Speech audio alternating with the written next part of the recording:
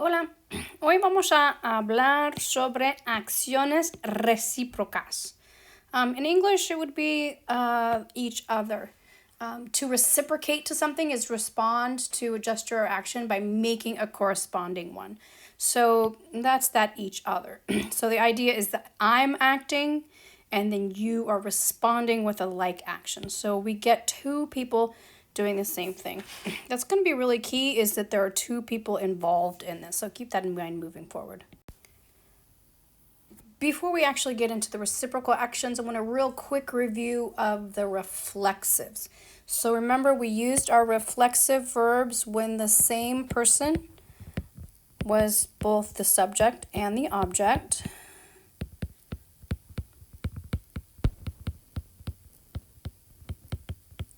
In English, it's myself, yourself, herself, ourselves, themselves. In Spanish, remember you had a reflexive verb like levantarse. You have the se here, which would turn into the reflexive pronoun me, levanto, te levantas, usted se levanta, él or ella se levanta. Nosotros nos levantamos, ustedes se levantan, and ellos or ellas se levantan. So when we did our reflexive, we took the se, we turned it into a me if the subject were me, and then we conjugate a verb for that, levanto. So those are our reflexive pronouns. Our reciprocal actions are going to look a lot like that, but be a little bit different. Now remember that I told you that the reciprocal had to have two people, right? That it was a mutual corresponding action. So I'm doing something, you're doing something also. So that means if we have two people, remember this column over on the right-hand side is the plural column. So that means that whenever you have a reciprocal action, not a reflexive action, but a reciprocal action, I started to write reflexive, reciprocal, it has to be plural. So we're going to use these pronouns on the right-hand side, nos, se, or se. So as I said before, we're pulling from the reflexive pronoun set. So we have a nos, a se, and a se. And we're going to use those in order to, instead of saying ourselves, say each other. Okay, so here's our formula right here. It's going to be, oh, I need a pen. Formula. So you're going to have, if you want to, you can use the subject pronoun. It's optional. And then you're going to pull one of our three pronouns here. So it's going to end up being nos or se. Verb conjugated. In any tense, this can happen in multiple tenses for the subject. Okay. Let's look at an example of this. So let's take, for example, the verb abrazar, to hug. Sometimes you'll see it as abrazarse also because there are generally two people involved in this, and it generally is a reciprocal action. And we want to say we hug each other.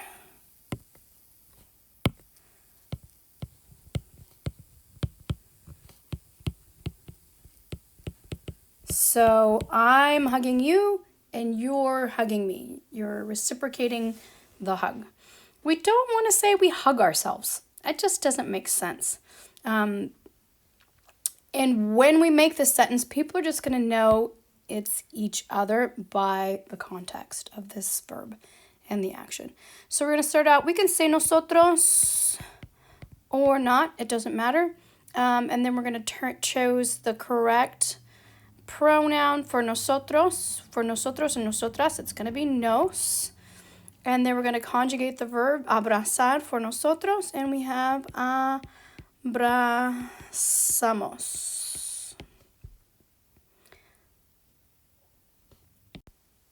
Another example of this might be the verb amarse, to love each other. And that, let's say we're talking about people now. And we're going to say ellos. The pronoun I would choose for ellos is going to be se. And then I'm going to conjugate amar for ellos, aman. And this again would translate into they love each other as opposed to they love themselves. Some context clues are going to be obvious, the situation surrounding it, how you're talking about these people, what their background is. There are a couple of phrases that you can use if you want to make it super clear that it's each other as opposed to themselves.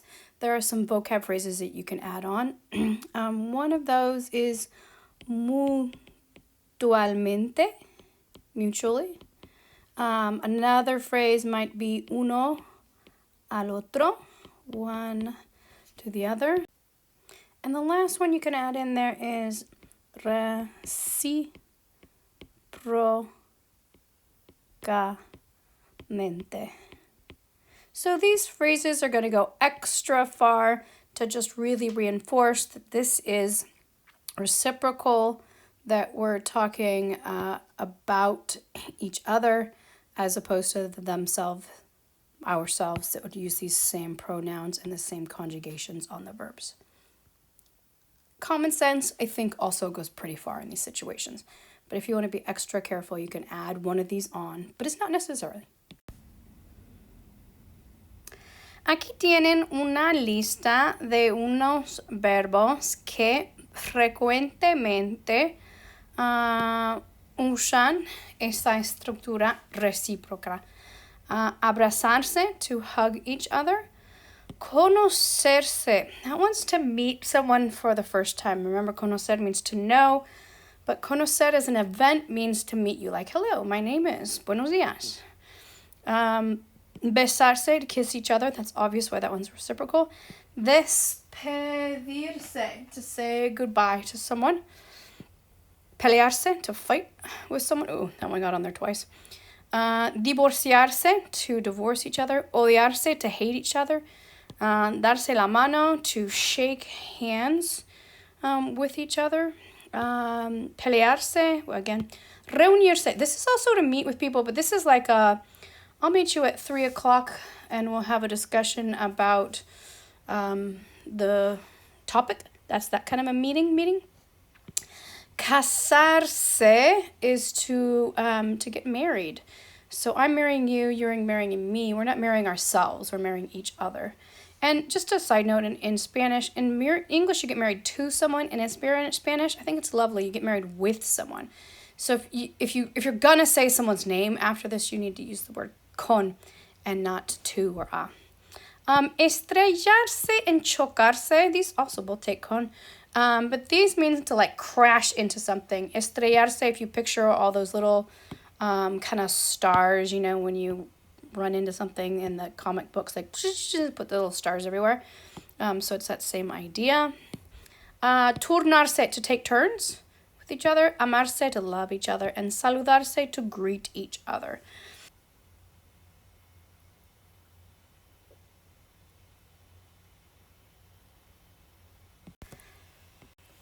In resumen, we have what really is the same thing in Spanish.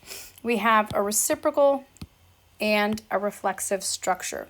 They both use the same pronouns. They both have a verb that's conjugated for the subject, who ends up being the same as the object. So in Spanish, it's pretty much the same. I think a big difference is that the reciprocal has to be two people. So it's only going to be a subject of nosotros, nosotras, ustedes, ellos, or ellas, right? So it has to be one of these subjects. Whereas, for example, with a reflexive, you could say, yo me divierto. So the reflexive does have yo forms, the singular side, tú, él, or ella, whereas the reciprocal has only these plural options. And then the other big change really, honestly, I think it's thinking about this more to do with English than Spanish. The reciprocal translation into English is going to be each other, whereas the reflexive translation into English is going to be themselves, ourselves, or their, you guys' selves? I don't even know how to say that one. Yourselves, I guess, in the plural. For the most part, you're just going to use common sense to figure out which of these translations works best in English, each other or themselves. Most verbs, it's not going to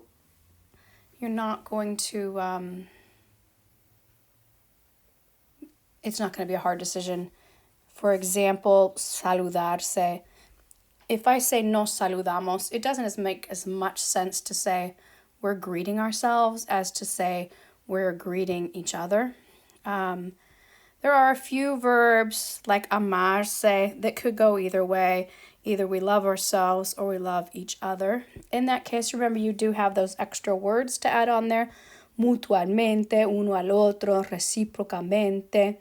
Or just add a second sentence that explains kind of what you wanted to mean.